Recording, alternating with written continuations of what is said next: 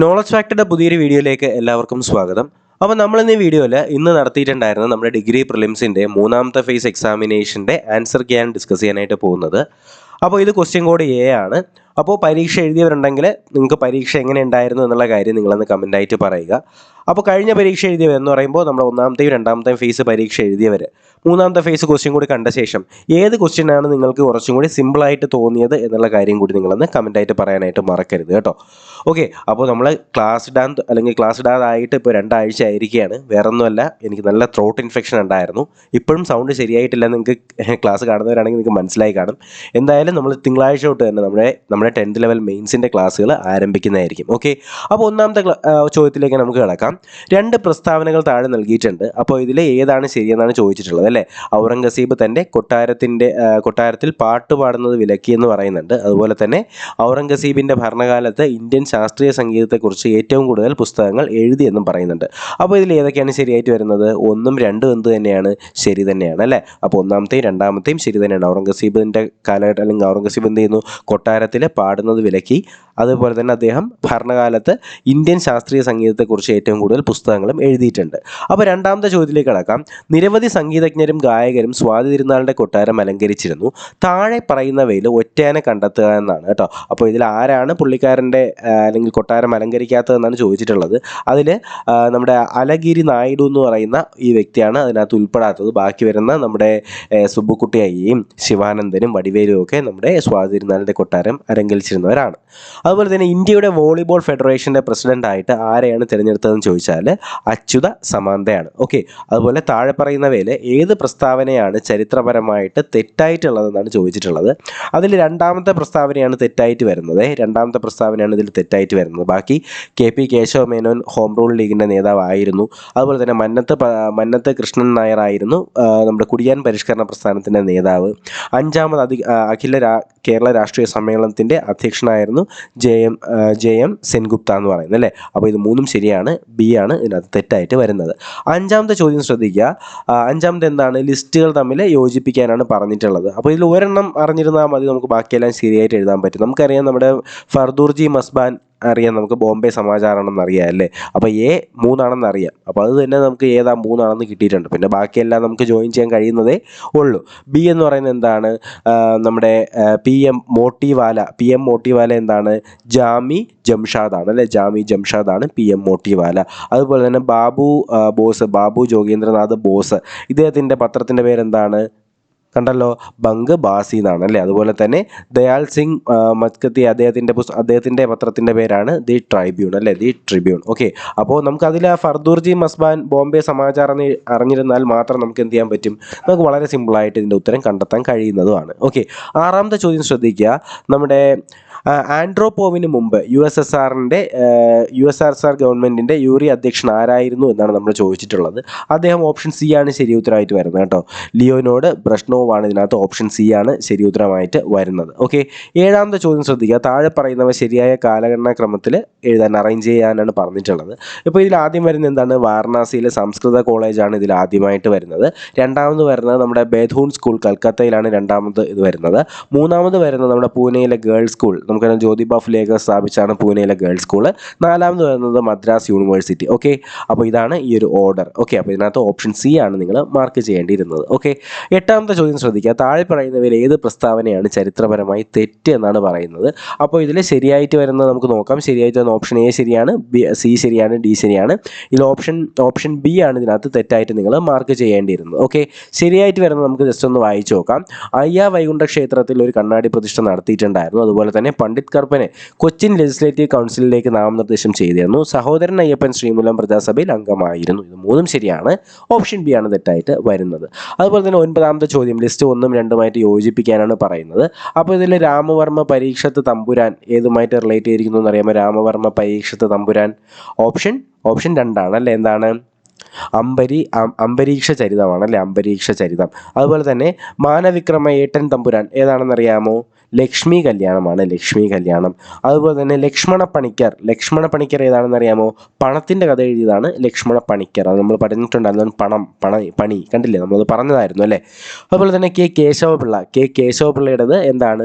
പ്രത്യക്ഷ ശരീരമാണ് അല്ലേ, പ്രത്യക്ഷ ശരീരം. ഓക്കെ, അപ്പോൾ സൗണ്ട് നല്ലപോലെ പോയിട്ടുണ്ട്. വളരെ സ്ട്രെയിൻ ചെയ്താണ് ഈ ഒരു വീഡിയോ ചെയ്യുന്നത്.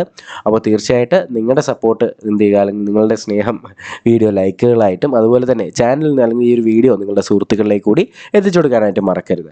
താഴെ പറയുന്നവയിൽ അബ്രഹാം ഉടമ്പടിയിൽ ഒപ്പിടാത്തത് ആരാണ്? ഇത് കറണ്ട് അഫയേഴ്സുമായിട്ട് റിലേറ്റ് ചെയ്യുന്ന ക്വസ്റ്റ്യൻ ആണല്ലേ, അബ്രഹാം ഉടമ്പടി.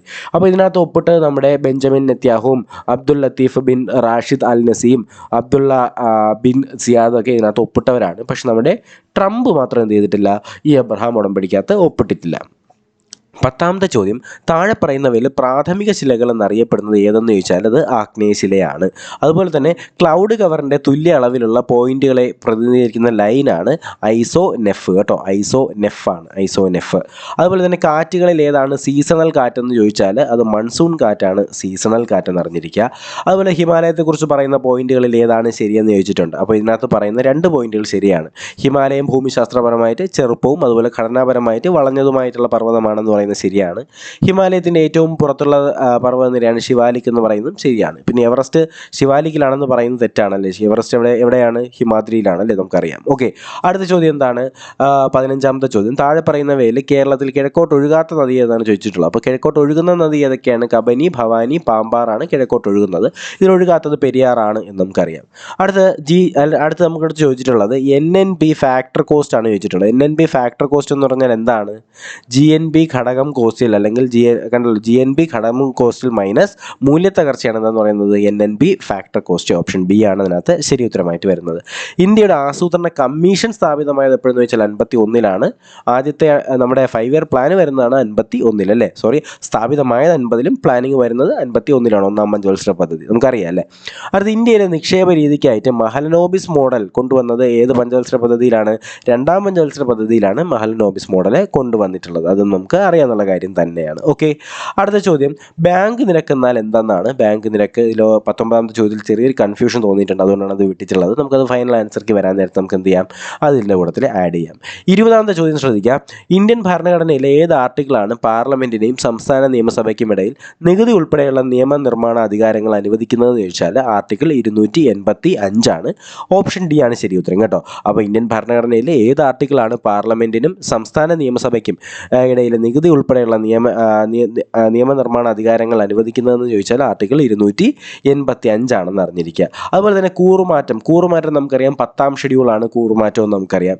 അതുപോലെ തന്നെ നമ്മുടെ നിയമസഭയുടെ ഇരു സഭകളും പാസ്സാക്കിയ ബില്ലുകൾ ഒരു നടപടിയും സ്വീകരിക്കേണ്ടതില്ലെന്ന് രാഷ്ട്രപതി തീരുമാനിക്കുമ്പോൾ അതിനറിയപ്പെടുന്ന പേരാണ് പോക്കറ്റ് വീറ്റോ. രാഷ്ട്രപതിയുടെ പോക്കറ്റ് വീറ്റോ ആണല്ലേ. നിയമസഭയുടെ 2 സഭകളും അല്ലെങ്കിൽ ഒരു ബില്ല് പാസ്സാക്കുകയാണെങ്കിൽ പിന്നെ അതിന് ഫർദർ മോഡിഫിക്കേഷൻ വരുത്തേണ്ടെന്ന് പറയുന്നതാണ് പോക്കറ്റ് വീറ്റോ. അതുപോലെ തന്നെ നോർത്തേൺ സോൺ കൗൺസിലിൻ്റെ ആസ്ഥാനം ചോദിച്ചാൽ അത് ന്യൂഡൽഹിയാണ്. പലരും ഷിംല എഴുതി തെറ്റിച്ചിട്ടുണ്ട്. നോർത്തേൺ സോൺ കൗൺസിലിൻ്റെ ആസ്ഥാനം ന്യൂഡൽഹിയാണ്. അതുപോലെ തന്നെ താഴെ പറയുന്നവയിൽ പൗരന്മാർക്കും വിദേശികൾക്കും ലഭ്യമായ മൗലിക അവകാശം ഏതെന്ന് ചോദിച്ചാൽ അത് നിയമത്തിൻ്റെ മുന്നിൽ തുല്യതയും നിയമങ്ങളുടെ തുല്യ സംരക്ഷണവും ലഭിക്കുന്നതാണ്. വിദേശികൾക്കും സ്വദേശികൾക്കും ഒരുപോലെ ലഭിക്കുന്ന മൗലിക അവകാശം. താഴെ പറയുന്നവയിൽ റിട്ടുകളുടെ വിഭാഗത്തിൽ ഉൾപ്പെടാത്തത് എന്നാണ് ചോദിച്ചിട്ടുള്ളത്. നമുക്കറിയാം ഹേബിയസ് കോർപ്പസും കോവാറൻറ്റോയും നിരോധനവും ഒക്കെ എന്താണ്? റിട്ടുകളാണ്. പക്ഷേ ഇഞ്ചക്ഷൻ എന്ന് പറഞ്ഞൊരു സാധനം എന്തല്ല, റിട്ട് ആയിട്ട് വരത്തില്ല. സെൻട്രൽ വിജിലൻസ് കമ്മീഷൻ സ്ഥാപിതമായ വർഷം 1964-ലാണ് സെൻട്രൽ വിജിലൻസ് കമ്മീഷൻ സ്ഥാപിതമാകുന്നത്. ഇന്ത്യൻ ഭരണഘടന ഭേദഗതി ചെയ്യുന്നതിനുള്ള നടപടിക്രമം ഏത് ആർട്ടിക്കിളിലാണ് വിവരിക്കുന്നതെന്ന് ചോദിച്ചാൽ അത് ആർട്ടിക്കിൾ 368-ലാണ് കേട്ടോ നടപടിക്രമം. ഓക്കെ, ഭരണഘടന ഭേദഗതി 368-ലാണ്. കൂട്ടുത്തരവാദിത്വം എന്ന് പറയുന്നത് എന്തിനകത്ത് വരുന്നതാണ്? അതൊരു പാർലമെന്ററി സംവിധാനമാണ് അല്ലേ. കൂട്ടുത്തരവാദിത്വം പാർലമെന്ററി സംവിധാനമാണ്. ഇന്ത്യയിലെ കൗൺസിൽ ഓഫ് സ്റ്റേറ്റ്സിൻ്റെ എക്സ് ഒഫീഷ്യോ ചെയർമാൻ ആരാണ്? അത് ഇന്ത്യയുടെ വൈസ് പ്രസിഡന്റ് ആണ്. കൗൺസിൽ ഓഫ് സ്റ്റേറ്റ്സിൻ്റെ എക്സ് ഒഫീഷ്യോ ചെയർമാൻ ആരാണ്? വൈസ് പ്രസിഡന്റ് ആണ്. ഇന്ത്യയുടെ പ്രധാനമന്ത്രിയെ പ്രൈമസ് ഇൻ പാരഡൈസ് എന്ന് വിശേഷിപ്പിച്ചത് ആരാണ്? അല്ലെങ്കിൽ തുല്യരിൽ ഒന്നാമനാണ് നമ്മുടെ പ്രധാനമന്ത്രി എന്ന് വിശേഷിപ്പിച്ചത് ലോർഡ് മോർലിയാണ്. ഗ്യാമ്പിറ്റ് എന്ന് പറയുന്ന വാക്ക് ചെസ്സുമായിട്ട് റിലേറ്റ് ചെയ്ത വാക്കാണ് ഗ്യാമ്പിറ്റ്. അതുപോലെ തന്നെ നമ്മുടെ DC ജോസഫിൻ്റെ തൂലികാനാമമാണ് ഇടമറുക്. 2022 വിൻ്റർ ഒളിമ്പിക്സിൻ്റെ ചിഹ്നം എന്താണ്? നമ്മുടെ പാണ്ടക്കരടിയാണ് അല്ലേ, പാണ്ടക്കരടി. അതുപോലെ തന്നെ MT വാസുദേവൻ നായരുടെ 4 ഘട്ടം എന്ന് പറയുന്ന നോവലിലെ കഥാപാത്രത്തിൻ്റെ പേരാണ് അപ്പുണ്ണി. 2018 ഏഷ്യൻ ഗെയിംസ് നടന്നത് ജക്കാർത്തയിൽ വെച്ചാണ്. അതുപോലെ അടൂർ ഗോപാലകൃഷ്ണൻ്റെ അനന്തരം എന്ന ചിത്രത്തിലെ കേന്ദ്ര കഥാപാത്രമാണ് അജയൻ കേട്ടോ. അനന്തരം എന്ന് പറയുന്ന ചിത്രത്തിൻ്റെ കഥാപാത്രമാണ് അജയൻ. ജി അരവിന്ദൻ്റെ ചിദംബരം എന്ന ചിത്രത്തിനാണ് 1985 ദേശീയ ചലച്ചിത്ര പുരസ്കാരം ലഭിക്കുന്നത്. ചിദംബരം, അരവിന്ദൻ്റെ ചിദംബരത്തിനാണ് 85 ദേശീയ പുരസ്കാരം ലഭിക്കുന്നത്. അടുത്തത് പ്രസിഡന്റ് ട്രോഫി വള്ളംകളി നടക്കുന്നത് നമുക്കറിയാം. അഷ്ടമുടിക്കായലിലാണ് പ്രസിഡന്റ് ട്രോഫി. പ്രഗത്ഭരായ കുതിരസവാരിക്കാരെ ഉൾപ്പെടുത്തുന്ന ഒരു മെക്സിക്കൻ കായിക വിനോദമാണെന്ത്? നമ്മുടെ ചറേരിയ അല്ലേ, ചറേരിയ എന്നാണ്. മെക്സിക്കൻ വിനോദത്തിൻ്റെ പേരാണ് ചറേരിയ. മെക്സിക്കൻ കുതിര വിനോദം അല്ലെങ്കിൽ കായിക വിനോദമാണ് ചറേരിയ. സാറാ ജോസഫിന് ഏത് ചെറുകഥാ സമാഹാരത്തിനാണ് മുട്ടത്ത് വർക്കി അവാർഡ് ലഭിച്ചതെന്ന് ചോദിച്ചാൽ പാപത്തറയാണ് കേട്ടോ. സാറാ ജോസഫിൻ്റെ പാപത്തറയ്ക്കാണ് മുട്ടത്ത് വർക്കി അവാർഡ് ലഭിക്കുന്നത്. ഒരു ഫ്ലാഷ് മെമ്മറി എന്നത് ഏത് കമ്പ്യൂട്ടർ മെമ്മറിയിൽ വരുന്നതെന്ന് ചോദിച്ചാൽ അത് EEPROM കേട്ടോ. Flash memory EEPROM. അതുപോലെ തന്നെ താഴെ പറയുന്നവയിൽ സിസ്റ്റം സോഫ്റ്റ്വെയർ അല്ലാത്തത് ഏതെന്ന് ചോദിച്ചാൽ അത് ഡിവൈസ് ഡ്രൈവറാണ്. ബാക്കി നമ്മുടെ പ്രോഗ്രാമിംഗ് ലാംഗ്വേജ് ട്രാൻസ്ലേറ്ററും ഓപ്പറേറ്റിംഗ് സിസ്റ്റവും സ്പ്രെഡ്ഷീറ്റും ഒക്കെ എന്താണ്? സിസ്റ്റം സോഫ്റ്റ്വെയർ ആണ്. പക്ഷേ ഡിവൈസ് ഡ്രൈവർ എന്തല്ല, സിസ്റ്റം സോഫ്റ്റ്വെയർ അല്ല. വ്യത്യസ്ത പ്രോട്ടോക്കോളുകളെ ഉപയോഗിച്ചുകൊണ്ട് രണ്ട് കമ്പ്യൂട്ടർ നെറ്റ്വർക്കുകൾ തമ്മിൽ യോജിപ്പിക്കുന്നതാണ് ഗേറ്റ്വേ അല്ലേ. ഗേറ്റ്വേ ഉപയോഗിച്ചാണ് യോജിപ്പിക്കുന്നത്. HTML എന്ന് പറയുന്ന പേജിൽ ഒരു ചിത്രം ചേർക്കാനായിട്ട് നമ്മൾ യൂസ് ചെയ്യുന്ന ടാഗ് എന്താണ്? ഇമേജ് ടാഗ് ആണല്ലേ. സ്പേസ് കണ്ടല്ലോ, ഇമേജ് ഈ ഒരു ലോഗ്, പിന്നെ എന്താണ്? ടാഗാണ്. അതുപോലെ ഇൻഫർമേഷൻ ടെക്നോളജി നിയമം നിലവിൽ വന്നത് 2000 എന്ന് നമുക്കറിയാം. അതുപോലെ തന്നെ അമർത്യ സെൻ 1998 ഏത് മേഖലയിലാണ് നോബൽ സമ്മാനം ലഭിച്ചതെന്ന് ചോദിച്ചിട്ടുണ്ട്.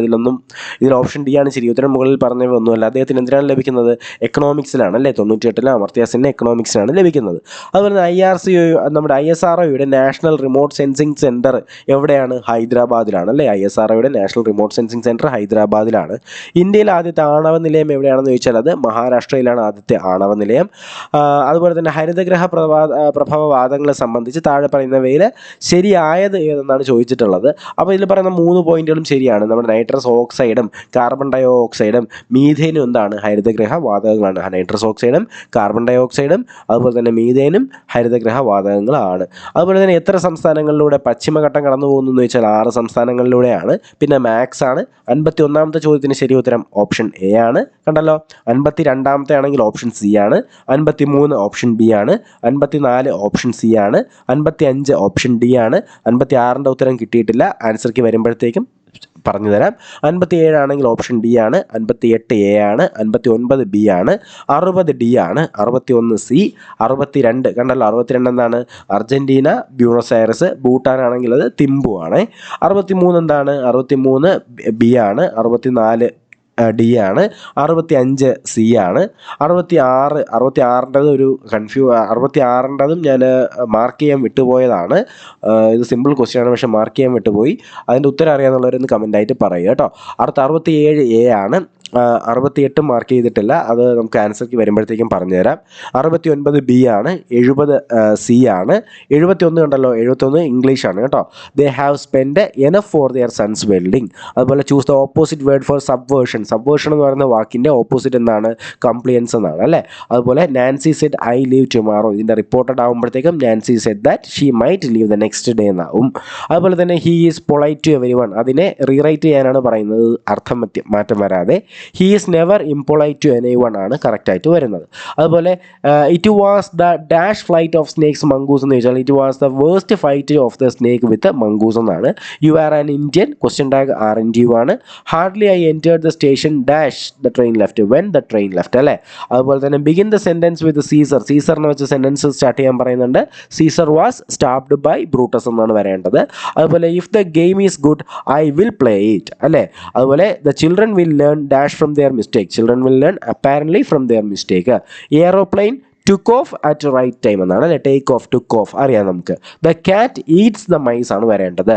There was heavy traffic on the way. അതുപോലെ തന്നെ there lived here for long. ഇതിനെ ഒരു ക്വസ്റ്റ്യൻ ആക്കി സെറ്റ് ചെയ്യാനാണ് പറഞ്ഞിട്ടുള്ളത്. where do they live ആണ് ശരിയായിട്ട് ഉത്തരം വരേണ്ടത്. ഓക്കെ. അടുത്ത I was not unmindful of the fact. ഇതിൻ്റെ നിയറസ്റ്റ് മീനിങ് പറയാനാണ് had not forgotten അല്ലെങ്കിൽ was aware of the fact. Option A ആണ് ശരി ഉത്തരമായിട്ട് വരേണ്ടത്. The corrupt officials had dash bribe, accepted bribe. അതുപോലെ ഗവൺമെൻറ് റൂൾഡ് ബൈ എ ഡിക്റ്റേറ്ററിനെയാണ് autocracy എന്ന് പറയുന്നത്. ബാഗ് ടു ബാഗേജ് എന്ന് പറഞ്ഞാൽ എന്താണ്? വിത്ത് ആൾ വൺസ് ബിലോങ്ങിങ് എന്നാണ് വരേണ്ടത്. He has been living in States, അല്ലെ he has been living in States but he still does not have a command over English language. Option B ആണ്. അടുത്തത് boy was bought up by his uncle ആണ് വരേണ്ടത്. ശരിയായ പദമാണ് സ്രഷ്ടാവാണ്. Option C ആണ്. ക്ഷമിക്കാൻ പറ്റാത്തത് അക്ഷന്തവ്യമാണ്. ഇടശ്ശേരി ഗോവിന്ദൻ നായർ രചിച്ച നാടകമാണ് കൂട്ടുകൃഷി. മൺകലം എന്നത് എന്താണ്? മണ്ണ് കൊണ്ടുണ്ടാക്കിയ കലമാണ്. പൂജക ബഹുവചനമാണ് സ്വാമികൾ. ലോപം നമുക്കറിയാം, ലോപം കുറവ്, അല്ലെ ലോപിച്ചെഴുതുക, അല്ലെങ്കിൽ ലോപം നമുക്കറിയാം കുറവാണെന്ന് നമുക്കറിയാം. നേതാവിൻ്റെ സ്ത്രീലിംഗമാണ് നേത്രി. അധ്വാനത്തിൻ്റെ മഹത്വം വെളിപ്പെടുത്തുന്ന പഴഞ്ചൊല്ലാണ് അണ്ണാൻ കുഞ്ഞും തന്നാലായത്. വാക്ക് എന്ന പദത്തിൻ്റെ പര്യായമാണ് വാണി. ശരിയായി പിരിച്ചെഴുതുക എന്ന് പറയുന്നത് എന്താണ്? തിരുവാതിര എന്നാണ്. തിരു പ്ലസ് ആതിരയാണ്, അല്ലേ? അപ്പോൾ ഇത്രയാണ് നമ്മുടെ 100 ചോദ്യങ്ങൾ. അപ്പോൾ ഒരുപാട് എഫേർട്ട് എടുത്തിട്ടാണ് ഈ ഒരു വീഡിയോ ഇന്ന് ചെയ്തത്. അപ്പോൾ ഇന്നൊരു ക്വസ്റ്റ്യൻ ഇന്ന് നമ്മുടെ എക്സാം ആയതുകൊണ്ട് മാത്രമാണ് ഈ ഒരു വീഡിയോ ചെയ്തത്. അല്ലെങ്കിൽ ഞാൻ ഓക്കെ ആയതിനു ശേഷമേ ചെയ്യുമായിരുന്നുള്ളൂ. അപ്പോൾ തീർച്ചയായിട്ടും എന്ത് ചെയ്യുക, നിങ്ങളുടെ സപ്പോർട്ട് കമൻസ് ആയിട്ടും ലൈക്കുകളായിട്ടും നിങ്ങൾ അറിയിക്കുക. ഇതിൻ്റെ ഈ ഒരു വീഡിയോ അല്ലെങ്കിൽ നമ്മുടെ ടെലിഗ്രാം ചാനലിലേക്ക് ജോയിൻ ചെയ്യാനായിട്ടുള്ള ലിങ്ക് ഡിസ്ക്രിപ്ഷൻ ബോക്സിൽ കൊടുക്കുന്നുണ്ട്. തീർച്ചയായിട്ടും എല്ലാവരും എന്ത് ചെയ്യുക, ടെലിഗ്രാം ചാനലിലേക്ക് ജോയിൻ ചെയ്യുക. തൊണ്ടയൊന്ന് ഓക്കെ ആയാൽ മാക്സിമം തിങ്കളാഴ്ചക്കകത്ത് തന്നെ നമുക്ക് എന്ത് ചെയ്യാം, നമുക്ക് 10th മെയിൻസിൻ്റെ ക്ലാസ്സുകൾ സ്റ്റാർട്ട് ചെയ്യാം. അപ്പോൾ എന്തായാലും പുതിയൊരു വീഡിയോയും ക്ലാസ്സും ഒക്കെ ആയിട്ട് ഉടനെ തന്നെ കാണാം. അതുവരേക്കും എല്ലാവർക്കും bye bye, good bye, take care.